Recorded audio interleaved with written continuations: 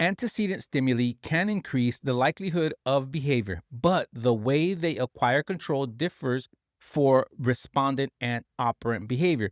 Discriminative stimuli and conditioned stimuli are both antecedent events whose presence is associated with increased responding, yet their functions are not the same. A discriminative stimulus acquires control over operant behavior because responses emitted in its presence have been followed by reinforcement, whereas responses in its absence have not. In contrast, a conditioned stimulus acquires control over respondent behavior by being paired with other antecedent stimuli that elicit the response. Although both types of stimuli precede the behavior and appear to cause it, the controlling relations are fundamentally different. Confusing these processes can lead to inaccurate analyses of behavior. Applied behavior analysts must distinguish between operant behavior that is evoked by a history of differential reinforcement and respondent behavior that is elicited through stimulus pairings. This distinction is critical for understanding antecedent control and selecting appropriate intervention strategies. Discriminative stimuli and establishing operations share important similarities, which can make them both difficult to distinguish. Both before the behavior and both have evocative effects. The key difference lies in how they influence responding. A discriminative stimulus signals the differential availability of reinforcement. Responses emitted in its presence have produced reinforcement in the past, while the same responses in its absence have not. An establishing operation, by contrast, alters the effectiveness of a consequence as a reinforcer rather than signaling its availability. An establishing operation changes how much a consequence is valued, whereas a discriminative stimulus changes whether reinforcement is available for a specific response. Misidentifying these functions can lead to incorrect conclusions about stimulus control. Antecedent events that appear to evoke behavior may not function as discriminative stimuli if there is no history of differential reinforcement correlated with their presence and absence. Accurate analysis requires careful attention to the functional relations between antecedent conditions, behavior, and reinforcement. Developing stimulus control involves arranging conditions under which behavior reliably occurs in the presence of relevant stimuli and not in their absence. This process depends on consistent differential reinforcement and careful management of antecedent conditions.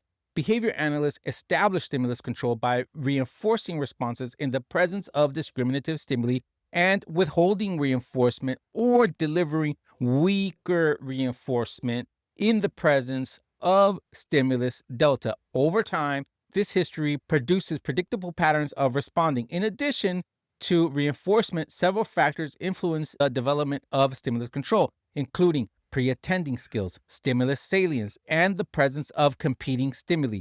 Learners must orient relevant features of the environment for stimulus control to develop. When attention is diverted or stimuli are poorly arranged, control may be weak or faulty. Understanding how stimulus control develops allows practitioners to design instruction that promotes accurate responding and minimizes errors. Effective stimulus control is foundational for teaching complex skills and ensuring that behavior generalizes appropriately across contexts. Stimulus discrimination training is the primary procedure used to establish stimulus control. The basic arrangement involves a multiple schedule in which different antecedent stimulus conditions signal different consequences. Responses in the presence of the discriminative stimulus are reinforced, while responses in the presence of delta are not reinforced or are reinforced at a lower rate or quality.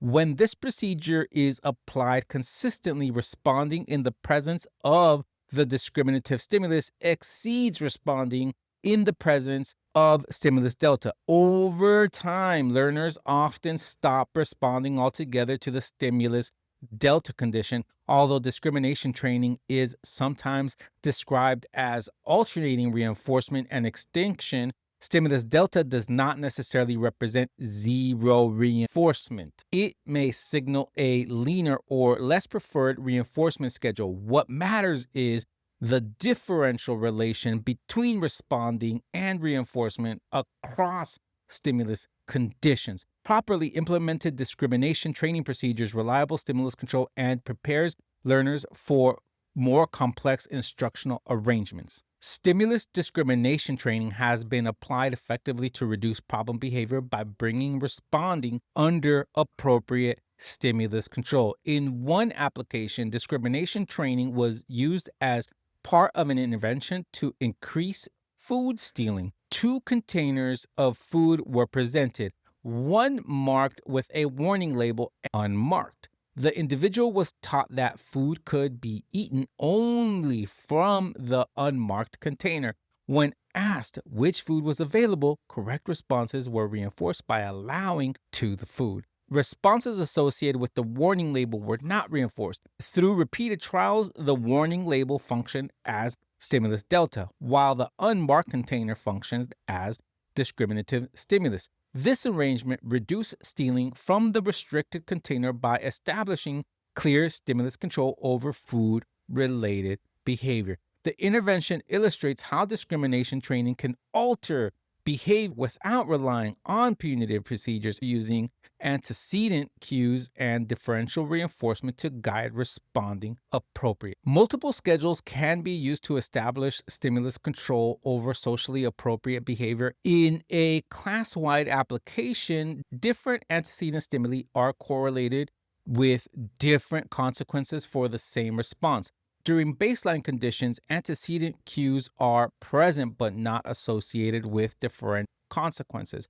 Under a multiple schedule arrangement, specific stimuli signal when reinforcement is available and when it is not. When these conditions are clearly described and consistently implemented, responding comes under stimulus control, or other target behavior occur at higher rates when the stimulus signaling reinforcement is present and decrease when the stimulus signaling extinction or unavailability is present. This arrangement teaches individuals not only how to respond, but when responding is appropriate. Multiple schedules are especially useful in environments where reinforcement cannot be delivered continuously. By bringing behavior under the control of clear antecedent cues, multiple schedules reduce unnecessary or disruptive responding while maintaining appropriate behavior during periods when reinforcement is available. Conditional discriminations involve more complex stimulus control than simple discriminations because reinforcement depends on the relation between antecedent stimuli. Matching to sample procedures are commonly used to teach these discriminations. In this arrangement, an observing response produces a sample stimulus, which functions as the conditional stimulus. Comparison stimuli are then presented, and only one comparison matches the sample. A response selecting the matching comparison is reinforced, while responses to non-matching comparisons are not. The effectiveness of the discriminative stimulus depends on the conditional stimulus. Making reinforcement contingent on a four-term relation, conditional discriminations require learners to attend to contextual information and adjust responding accordingly. During training, the same comparison stimulus may be correct under one condition and incorrect under another. These procedures are fundamental teaching complex skills, including many forms of academic and verbal behavior, where correct responding depends on multiple features of the environment rather than a single stimulus. Teaching concepts requires more than establishing simple discriminations between individual stimuli. A concept is defined by a set of shared features that are present in every sample of the concept. These defining features must be distinguished from non-defining features that may vary across examples. Concept formation is a behavioral outcome that depends on both stimulus generalization and discrimination. Learners must generalize responding across many different examples that share defining features while discriminating between examples and non-examples that differ in these features. Instruction that focuses on only one or two exemplars is unlikely to produce concept formation. Instead, learners may acquire narrow stimulus control limited to specific training examples. Effective concept teaching involves presenting multiple examples and non examples and arranging differential reinforcement so that responding comes under the control of defining features. This process allows behavior to generalize appropriately to novel instances while remaining sensitive to critical distinctions. A stimulus class is a group of stimuli that share a common relation in terms of their effects on behavior.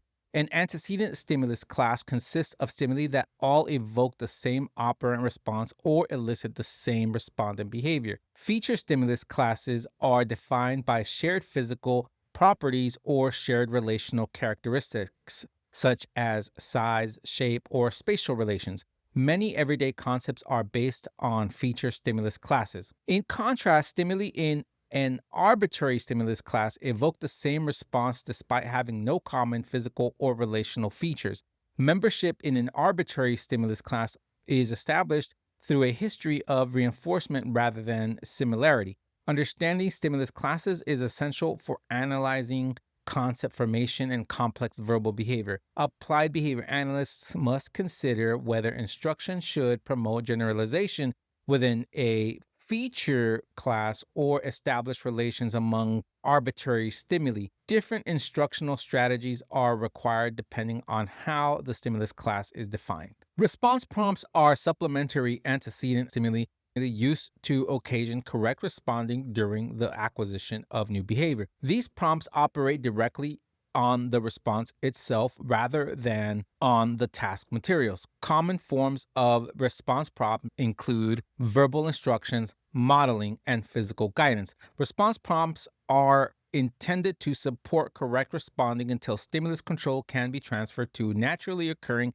antecedent stimuli. Because response prompts directly influence behavior, they must be faded systematically to avoid prompt dependence. Verbal prompts may involve spoken or written instructions. Modeling involves demonstrating the response, and physical guidance involves partially or fully guiding the learner's movements. Each type of prompt differs in intrusiveness and appropriateness depending on the learner's skills and the task requirements. Effective use of response prompts requires careful planning so that prompts are used only as needed and gradually removed as behavior comes under the control of relevant discriminative stimuli.